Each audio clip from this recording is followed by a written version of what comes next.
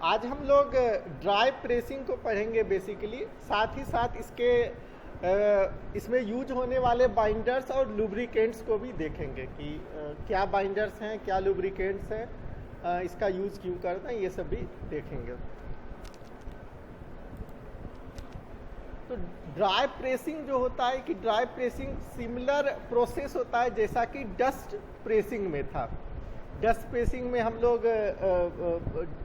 Pressing operation के लिए एक मिक्सर को फॉर्म करते थे, उसी तरह इसमें भी एक ड्राई मिक्सर को फॉर्म करते हैं। लेकिन इसमें क्या होता है कि जो वाटर कंटेंट होता है उसके कंपेयर में काफ़ी कम होता है। अबाउट मैक्सिमम 4% तक हम लोग वाटर इसमें यूज़ करते हैं, और ज़्यादातर केसेस में जो है 1 to 2% वाटर इसमें ऐड किया जाता है। तो इस तरीके से वाटर का अमाउंट कम है तो हमें ज़्यादा प्रेशर की भी ज़रूरत पड़ती है इस प्रोसेस में। साथ ही साथ बाइंडर और लुब्रिकेंट्स जो यूज़ होता है वो डस्ट प्रेसिंग में ऑप्शनल होता है या सेकेंडरी होता है। उस मेथड में आप बाइंडर और लुब्रिकेंट्स को ऐड कर भी सकते हो या नहीं भी कर सकते, क्योंकि मॉइस्चर कंटेंट काफ़ी ज़्यादा है। तो जब हम लोग बॉडी को फॉर्म करेंगे या मिक्सर को फॉर्म करते हैं तो वो उसमें उतना प्लास्टिसिटी नेचर आ जाता है कि वो सेल्फ बाइंडिंग दे पाए। लेकिन ड्राई प्रेसिंग के लिए जो मिक्सेस बनाते हैं वो उसमें मॉइस्चर कंटेंट काफ़ी कम होता है, इसीलिए बाइंडर और लुब्रिकेंट जो है वो इसेंशियल इंग्रेडिएंट्स हो जाते हैं इस प्रोसेस के लिए। समझ गए कि जो इस प्रोसेस में मिक्स में हमें बाइंडर और लुब्रिकेंट्स का यूज करना ही होता है। साथ ही साथ ड्राई प्रेसिंग में जो है हमें हाई प्रेशर की ज़रूरत पड़ती है, क्योंकि मॉइस्चर कंटेंट काफ़ी कम है। और इस प्रोसेस की मदद से हम लोग जनरली फ्लोर टाइल्स को बनाते हैं। फ्लोर टाइल्स में हमें बहुत ज़्यादा स्ट्रेंथ की ज़रूरत पड़ती है, और स्ट्रेंथ की ज़रूरत पड़ने के कारण, क्योंकि हम लोग यदि बहुत ज़्यादा अमाउंट में वाटर को मिलाते हैं तो वो स्ट्रेंथ को डिक्रीज़ कर देता है। इसीलिए हम जो भी उधर प्रोसेस अपनाते हैं, प्लास्टिक फॉर्मिंग या कास्टिंग या और भी प्रोसेस में, तो उसमें क्या हो रहा था कि स्ट्रेंथ कंपैरेटिवली कम आ जा रहा था। तभी हमने नए नए प्रोसेस का इन्वेंशन किया। तो ऐसे भी बॉडी की हमें ज़रूरत पड़ती है जहाँ पे हाई स्ट्रेंथ की ज़रूरत पड़ रही है। आप लोग देखते हो कि फ्लोर पर जो टाइल्स लगे होते हैं उस पर बहुत ज़्यादा लोड दे सकते हैं, लेकिन एक स्टैचू या एक फ्लावर पॉट को आप उतना ज़्यादा लोड नहीं दे सकते हो। या और भी जो भी किचन वेयर्स हैं, हमारे किचन में यूज होने वाले कप्स हैं या छोटे मोटे कंटेनर्स हैं जो पोट्रीज के बने होते हैं, उस पर आप बहुत ज़्यादा स्ट्रेस या लोड नहीं दे सकते हो, क्योंकि उसकी स्ट्रेंथ जो होती है वो कंपैरेटिवली कम होता है। लेकिन यदि फ्लोर टाइल के केस में हम लोग ऐसा कम स्ट्रेंथ का यूज़ करेंगे तो वो टूट जाएगा। तो इस केस में हमें बहुत ज़्यादा स्ट्रेंथ की ज़रूरत पड़ती है, और बहुत ज़्यादा स्ट्रेंथ की ज़रूरत पड़ने के कारण ही हम लोग इसको ड्राई प्रोसेस के माध्यम से बनाते हैं कि वाटर को यदि हम कम यूज़ करेंगे तो हमारा स्ट्रेंथ भी ज़्यादा आएगा। ओके,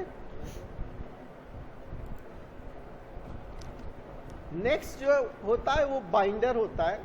बाइंडर जिस भी प्रोसेस में यूज करते हैं हम लोग, डस्ट प्रेसिंग या ड्राई प्रेसेस बॉडीज़ के लिए यूज करते हैं।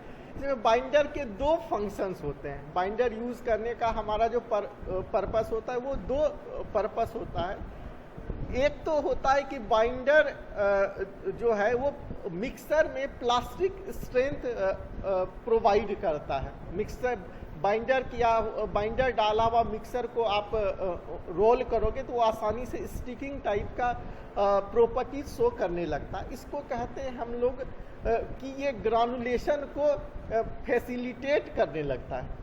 हमें ग्रानुलेट्स चाहिए डस्ट प्रेसिंग के लिए, तो ग्रानुलेशन को ये फैसिलिटेट करने लगता है बाइंडर के एडिशन से।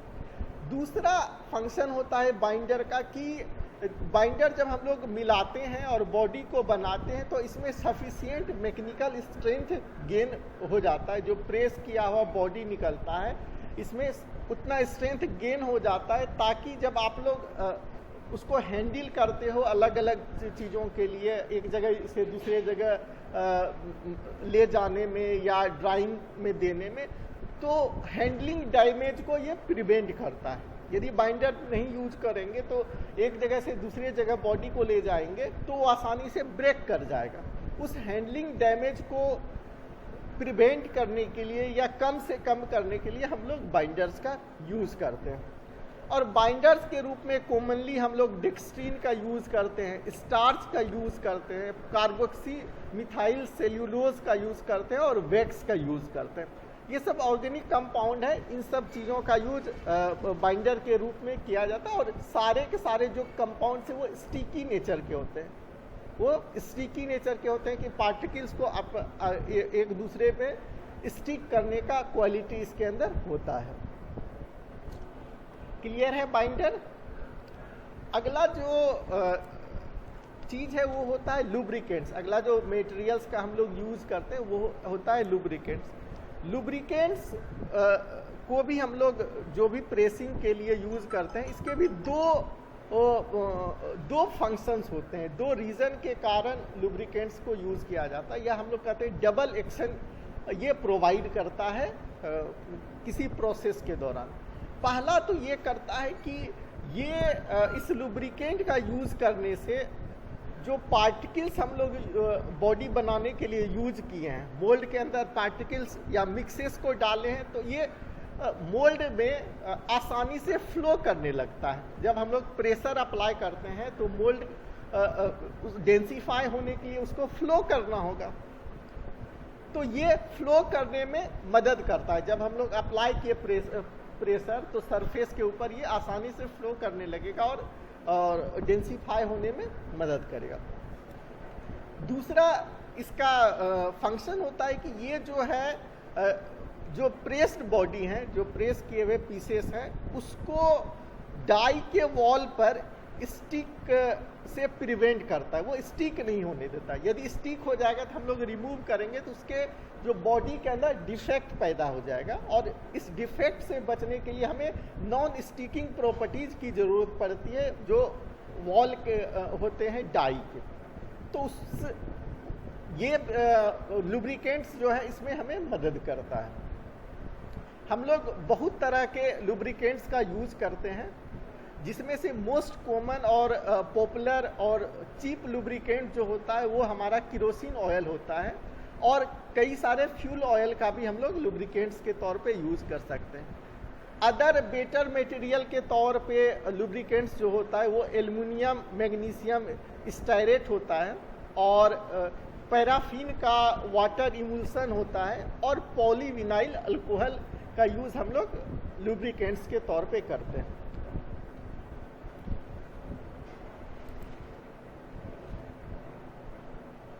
Okay, thank you.